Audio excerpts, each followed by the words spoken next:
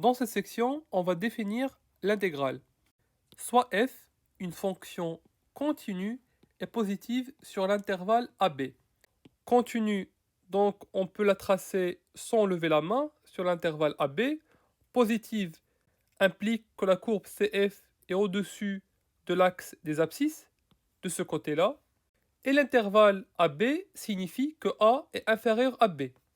On note l'intégrale de la fonction f sur l'intervalle AB par ce symbole allant de A jusqu'à B, f de x dx. Et ça correspond à l'aire du domaine situé sous la courbe CF. J'insiste quand même sur les trois conditions qu'il faut vérifier avant.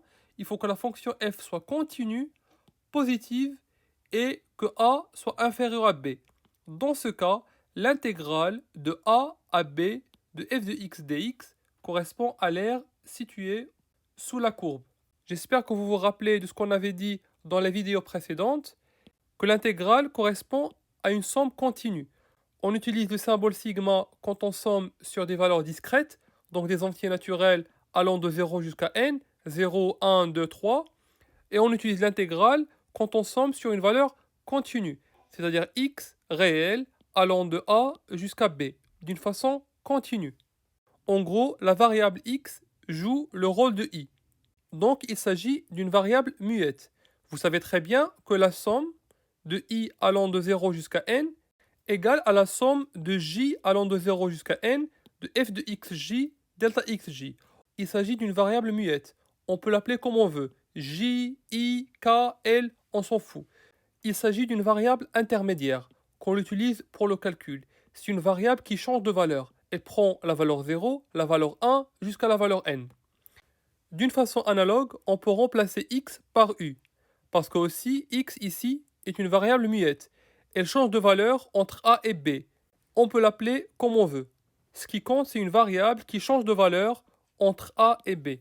Parce que je répète, cette variable, une fois le calcul sera effectué, disparaîtra, parce qu'elle sera remplacée par des valeurs allant de a jusqu'à b.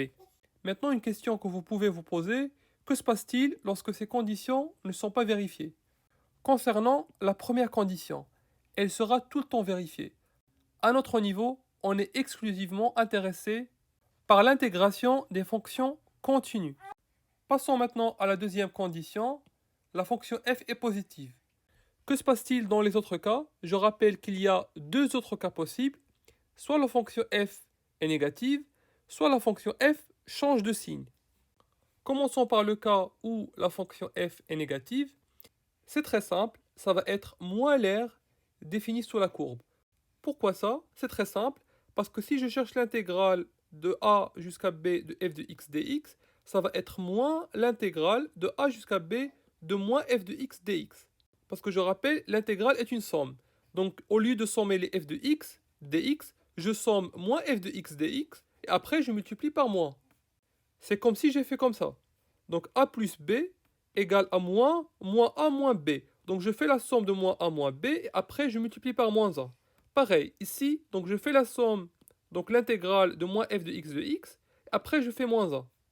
Et clairement, si f est négative, moins f, ça va être positif, donc on aura une fonction positive, continue, d'accord, et on a a inférieur à b, donc cette valeur représente l'aire au-dessous de la courbe moins f. Et on sait que la courbe de moins f sera la symétrique de la courbe de f par rapport à l'axe des abscisses. Je vous conseille d'aller regarder le chapitre où on traite les généralités sur les fonctions. F et moins f, les courbes de f et moins f, sont symétriques par rapport à l'axe des abscisses. Donc, la courbe de moins f sera ici. Et clairement, l'aire en dessous de la courbe moins f égale à l'aire au-dessus de la courbe de f. Maintenant, passons au troisième cas. F change de signe.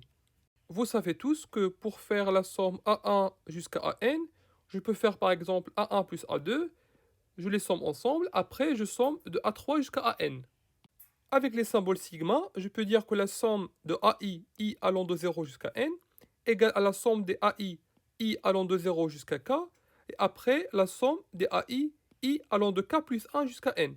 Ça revient à la même chose, on divise la somme en deux parties. Et comme l'intégrale est une somme continue, on peut faire la même chose. L'intégrale de f de x dx x variant de a jusqu'à b égale à l'intégrale x variant de a jusqu'à c plus l'intégrale x variant de c jusqu'à b. D'ailleurs, on appelle cette propriété la relation de Schall. C'est comme dans les vecteurs.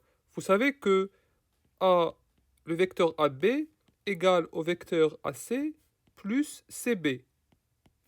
Et bien ici, on a fait la même chose. L'intégrale de A jusqu'à B, donc on a fait l'intégrale de A jusqu'à C, et après de C jusqu'à B. Et quand on fait la somme, ça va être l'intégrale de A jusqu'à B, directement. Les C ici s'éliminent. Donc vous pouvez voir cette relation comme celle des vecteurs ou comme la somme. Clairement, on cherche à interpréter l'intégrale de a jusqu'à b de f de x dx. On sait interpréter l'intégrale quand la fonction f est positive. Et on sait l'interpréter quand la fonction f est négative. Clairement, on va choisir c ici. On déduit que l'intégrale dans ce cas, ça va être moins a1 plus a2. Donc a1 et a2 seront les r. Ici, la fonction f est négative, ça va être moins l'r, plus, ici, la fonction est positive, donc de c jusqu'à b, donc ça va être l'r a2. Donc on a divisé l'intégrale en deux parties, de a jusqu'à c, plus de c jusqu'à b. Maintenant, on sait interpréter l'intégrale de la fonction f dans les cas où la fonction f est positive, ici, négative ou change de signe. Dans le cas général, l'intégrale de a jusqu'à b de f de x dx, ça va être moins a1 plus a2 moins a3 plus a4, avec les ai définis ainsi. Quand la fonction f est négative, on aura moins l'air, donc moins a1 moins a3, moins a1 moins a3, et quand la fonction est positive, on aura a2 plus a4, donc plus a2 plus a4. Passons maintenant à la dernière condition. Si je vous dis, calculez-moi l'intégrale de b jusqu'à a de f de x dx. Donc dans ce cas, on part d'une valeur supérieure à une valeur inférieure. Et bien c'est très simple, ça va être comme les vecteurs. On sait que le vecteur BA, ça va être moins le vecteur AB. Pareil ici, on aura cette intégrale égale à moins l'intégrale. Et maintenant, on change B et A, on change l'ordre, donc ça va être A jusqu'à B de f de x dx. Et on retrouve le cas classique, donc l'intégrale de a jusqu'à b avec a inférieur à b. Essayons maintenant de récapituler. Pour chaque fonction continue, on peut calculer l'intégrale. Et l'intégrale correspond à une aire algébrique qui peut être positive ou négative. Ça dépend des cas. Quand a est inférieur à b et la fonction f est positive, donc ça va être une aire positive. Quand a inférieur à b et la fonction f est négative, ça va être moins l'air, donc ça va être une aire négative. Et dans le cas où a est supérieur à b, il suffit d'appliquer cette formule. Et on retombe sur le cas classique où a est inférieur à b. Considérons l'exemple suivant, f de x égale à moins racine de 1 moins x au carré. Clairement, il s'agit d'un demi-cercle défini sur l'intervalle moins 1, 1.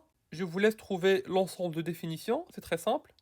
Et pourquoi il s'agit d'un demi-cercle? Parce que si je calcule f de x au carré, ça va être 1 moins x au carré, implique que f de x au carré plus x au carré égale à 1, on déduit que le point x f de x, d'accord, appartient au cercle de centre 0 et de rayon 1. Et comme la fonction f est négative, donc ça va être en dessous de l'axe des abscisses. Maintenant, essayons de calculer l'intégrale de 1 jusqu'à 0 de f de x dx. On a 1 supérieur à 0. Nous, on préfère l'inverse. Donc, ça va être moins l'intégrale de 0 jusqu'à 1 de f de x dx. Égale. Maintenant, essayons de chercher l'intégrale de 0 jusqu'à 1 de f de x dx. Donc, ici, on a 0. Donc, de 0 jusqu'à 1. Comme la fonction est négative, donc ça va être moins l'air. On déduit que l'intégrale égale à moins l'air. Or, l'aire d'un cercle, c'est r au carré pi. Le rayon, c'est 1, donc ça va être pi. Donc ici, on aura pi sur 4. Et comme la fonction est négative, on aura moins pi sur 4. Je répète, on a l'intégrale de 1 jusqu'à 0. Donc on passe de l'intégrale à 0 jusqu'à 1, et on met moins ici. Après, on cherche cette intégrale, donc le moins, il est là, et on cherche cette intégrale. L'intégrale de 0 jusqu'à 1, comme la fonction est négative, ça va être moins l'aire. Donc moins l'aire d'un quart de cercle. Le cercle, sa surface, c'est r au carré pi, avec r le rayon. Le rayon ici, c'est 1, donc ça va être pi. Donc cette partie, ça va être pi sur 4. Donc on aura pi sur 4. On déduit que l'intégrale égale à pi sur 4.